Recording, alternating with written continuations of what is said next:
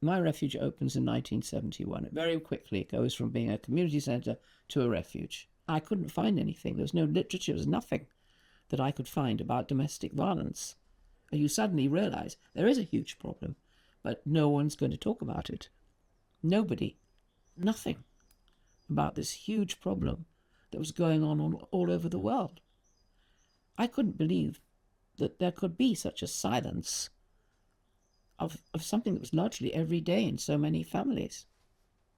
So as soon as I opened the refuge and it became known, there was this automatic assumption that I would be a feminist. And you'll often see a report saying, Erin Pizzey is an ex-feminist. I wasn't an ex-feminist. I was never a feminist. What are the roots of domestic violence in your experience?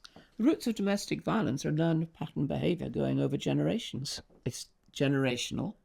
And the important thing about it being generational is that both boys and girls are obviously affected from childhood. The first important thing that we have to establish is that men can be victims too. We can't have a national movement that denies the reality of male victims. You describe that as the big lie. Yes, the big lie is that only women are victims of domestic violence.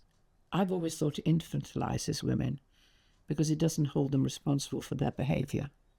I was opening a refuge for mothers and children, but very aware that women could be equally violent as men from the very, very beginning, because my mother was. Because of the first 100 women that came into my refuge, 62 were as violent as the men they left. But those are the mothers I particularly wanted to take in, because they're the ones that needed the intervention